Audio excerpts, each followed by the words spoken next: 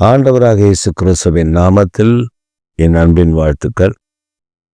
இந்த காலை தியானத்திற்காக நாம் தெரிந்து கொள்கிற வேத வசனம் எரேமியாவின் தீர்க்கதரிசன புஸ்தகம் 33ஆம் அதிகாரம் 6ஆம் திருவசனம். இதோ நான் அவர்களுக்கு சௌக்கியமும் ஆரோக்கியமும் வரப்பண்ணி அவர்களை குணமாக்கி அவர்களுக்கு பரிபூரண சமாதானத்தையும் சத்தியத்தையும் வெளிப்படுத்துவேன்.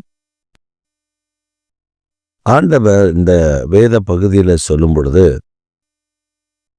அவர்களை குணமாக்கி சௌக்கியத்தை வரப்பண்ணி அவர்களுக்கு இருக்கிற பலவீனங்களை நான் மாற்றி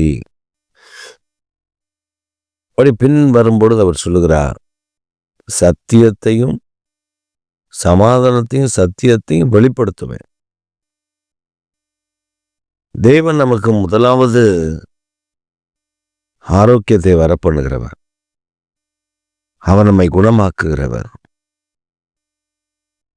அதற்கு பின்புதான் சமாதானமும் சத்தியமும் அவர் நம்மை வெளிப்படுத்துகிறார். நம் வியாதியோடு பலவீனத்தோடு இருக்கும் பொழுது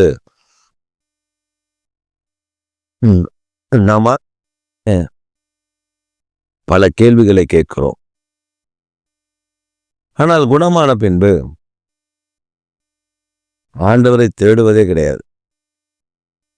பலவீனத்தில் இருக்கும் பொழுது, ஐயோ என்ன ஆண்டவர் என்ன கைவிட்டீங்களே, இப்படி பண்ணிட்டீங்களே அப்படி பண்ணிட்டீங்களேன்னு கேட்குறோம். அவர் நம்மை சுகமாக்கின பின்பு அவருடைய சமாதானத்தையும் சத்தியத்தையும் நம் காலில் போட்டு மிதைக்கிறோமே தவிர அதை நாம் பயன்படுத்துவதில்லை. நம்முடைய வாழ்வில் நாம் செய்ய வேண்டிய முக்கியமான பணி ஒன்று உண்டு. தேவன் நம்மை குணமாக்குகிறார், சுகமாக்குகிறார், பலன் தருகிறார், ஆரோக்கியம் தருகிறார், நன்மையினால் நிரப்பி விடுகிறார். ஆனால் அவர் கூடவே வெளிப்படுத்துகிற சமாதானமும் சத்தியத்தையும் நாம் பிடித்து கொள்ளாமல் விட்டு விடுகிறது என்ன? நாம் பிடித்து கொள்ள வேண்டும்.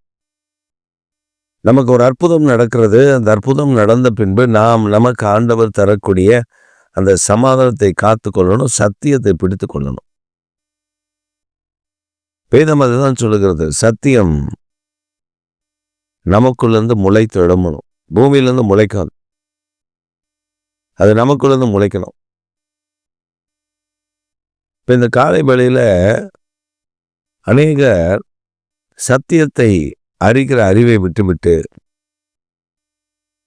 என்ன குணமாக ஆண்டவரே, எனக்கு அற்புதம் செய்ய ஆண்டவரே, எனக்கு ஒரு நன்மையை செய்ய ஆண்டவரே, இந்த கூக்குரல் நிறைய இடங்கள்ல கேட்கும். ஆனால் இதை தந்ததுக்கப்புறம் நாம் இழந்து போன சமாதானம், இழந்து போன சத்தியத்தின் தன்மைகள் இதெல்லாம் நாம் மறந்து போய்விடாதபடி அதில் நிலைத்திருக்க வேண்டும் என்று ஆண்டவர் விரும்புகிறார். அதை நாம் செய்வது இல்லை. அதனால்தான் எரேமியா சொல்லுகிறார்,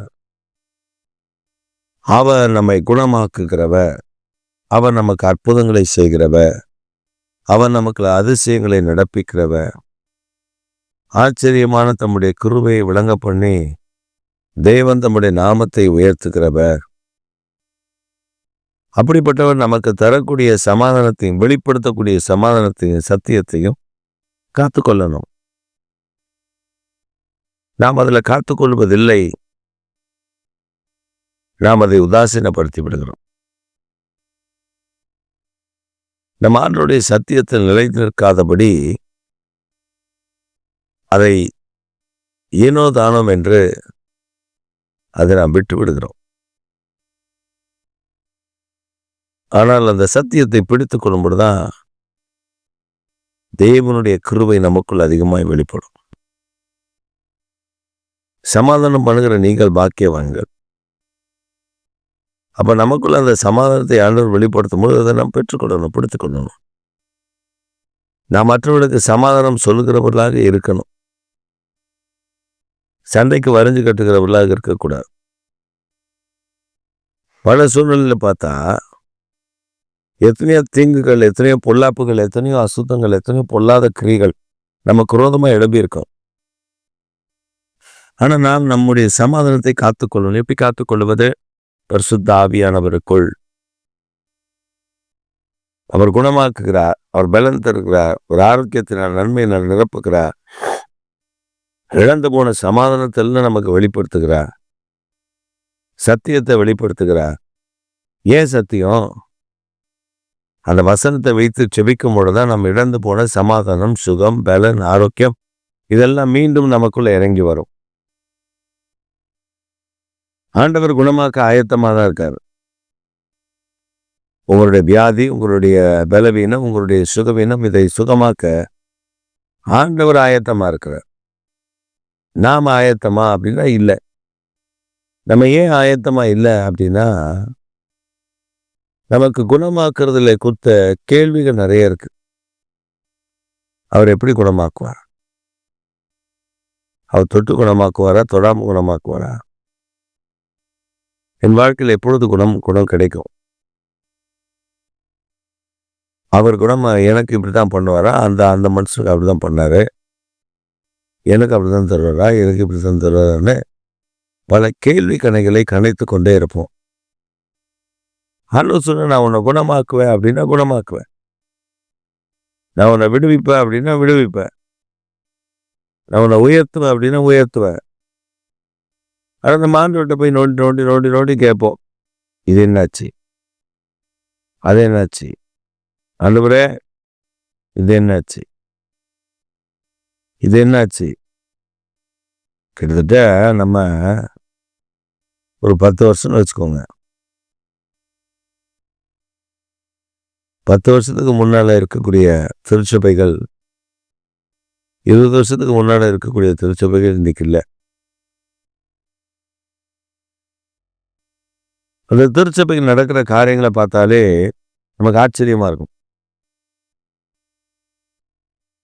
அவங்க சத்தியத்தை விதைப்பாங்க, சமாதானத்தை அறுப்பாங்க, வசனத்தை சொல்லி கொடுப்பாங்க.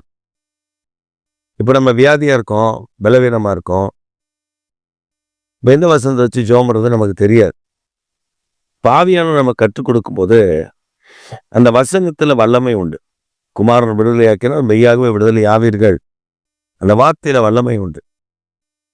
குமாரனாக இயேசு கிறிஸ்துவின் இரத்தம் சகல பாவங்களை நீக்கி நம்மை சுத்திகரிக்கும், அந்த வார்த்தையில வல்லமை உண்டு. அவர்கள் ஆட்டுக்குட்டியின் இரத்தத்தினால சாட்சி வசனத்தினால் பிசாசுடைய கிரைகளை ஜெயித்தார்கள், அதுக்கு ஆண்டுடைய வல்லமை அந்த வார்த்தையில உண்டு. இப்படி நாம சில வார்த்தைகளை நாம் சொல்லி ஜெபிக்கும் பொழுது அசுத்தாவிகள், பொருளாதார கிரைகள் நினைப்பாங்க, நாம ஜெபிக்கும் போது இப்படி நடக்கலையே அப்படின்னு. அதை பயன்படுத்த வேண்டிய விதம் இருக்குது. வசனத்தை நம்ம சொன்னாலே போதும், கர்த்தர் மீதியை பார்த்துக்குவார். அதான் சமாதானத்தை காத்துக்கொள்ளும், அதான் கர்த்தர் வெளிப்படுத்துகிற சத்தியம். நமக்குள்ள அந்த சத்திய வார்த்தைகளை கர்த்தர் விதைப்பார். அந்த வார்த்தைகளை வச்சு ஜெபிக்கணும். ஜெபிக்க ஜெபிக்க அதிசயங்கள் நடக்கும், அற்புதங்கள் நடக்கும், வல்லமை வெளிப்படும், தேவ கிருபை இறங்கி வரும். இஸ்ரவேல் ஜனங்க யாரையும் கடிந்து கொள்ளல. நீ இதை செய்யல, நீ இதை செய்யல, நீ இதை செய்யல கடிந்து கொள்ளல, அமைதியா இருந்தாங்க. எங்க மனிதர் வந்து சொல்றாங்க, நாங்க தோற்று போவோம், நீங்க தான் பண்ண போறீங்க, ராஜபுரம் பண்ண போறீங்க, அதனால நீங்களை பார்த்துக்கோங்க. தோற்று போவோம்னு அவனுக்கு தெரியுது, ஆனால் அவன் எதிர்த்து நிற்கிறான். கதவெல்லாம் மூடு, யாரையும் உள்ள விடாத. நம்ம ஆட்கள் எல்லாம் உள்ள உட்காந்து பார்த்துட்டே இருங்க, எவனோட யுத்தம் கிடையாது, சிறுபேல் ஜனங்களோட யுத்தம் கிடையாது. ஆனால் நம்ம அவங்களோட யுத்தம் பண்ண போல, நம்ம சமாதானம் பண்ணவும் போல, நம்ம இடத்துல உட்காரோம், அவங்களால நம்மளை ஒன்றும் செய்ய முடியாது. கர்த்தர் சொன்னாரு, நீ சுத்தி வாப்பா, 7வது நாள் 7 முறை சுத்தி வா, நீ ஆட்பொறி, அந்த காரியத்தை நான் கைகூடி வர பண்ணுவேன். நீ ஆர்ப்பரிக்கும் பொழுது என்ன நடக்கும்னா, ஆச்சரியமான என்னுடைய வார்த்தை அங்கே வெளிப்படும், கர்த்தரை துதிக்கிற துதியாக்க வெளிப்படும், கர்த்தரை மகிமைப்படுத்துகிற அங்கே வெளிப்படும். அப்போ ஒரு சம்பவம் நடந்துச்சு. எலியாசனுடைய மகன் பினகாஸ் எலியேசருடைய மகன் பிணைகாஸ் தெக்காலங்களை ஊதுகிறாங்க. ஆசாரியனோட கூட நின்று அவனும் ஊதுறான். இக்காலத்துல ஊதுறான், இடிக்கிறது.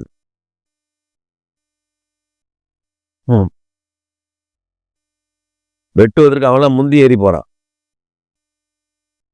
கர்த்தர் இந்த நாட்கள்ல வேத வசனங்களை நமக்கு தந்திருக்கிறார்.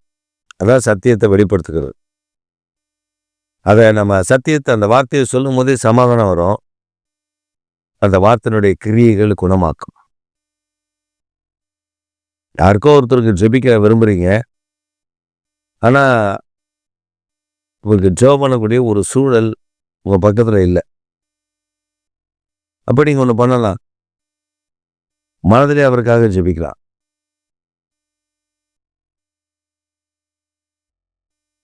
அப்ப என்னன்னா, தேவன் ஒரு காரியத்தை செய்ய விரும்புகிறார். அதை மாம்சமோ வேற ஏதோ தடை பண்ண நினைச்சதுன்னா அதை தடை பண்ண முடியாது. கர்த்தர் அதை விலக்கி போட்டு ஆட்டுக்குட்டியான ரத்தத்தினால ஜெயம் எடுத்து பிள்ளைகளை குணமாக்கி ஆசீர்வதித்து உயர்த்துகிற தேவன் என்பதை மறந்துவிடக்கூடாது. இந்த காலை வேளையில அவருடைய சமாதானத்தை, சத்தியத்தை அவர் வெளிப்படுத்தும் போது நீங்கள் அவரை இருக்க பிடித்துக் கொள்ளுங்க. அவருடைய வார்த்தையை வச்சு ஜெபம் பண்ணுங்க. அந்த வார்த்தை குணமாக்கும். அந்த வார்த்தை உங்களை புது பலத்தால் நிரப்பிவிடும். ஆமென், ஆமென்.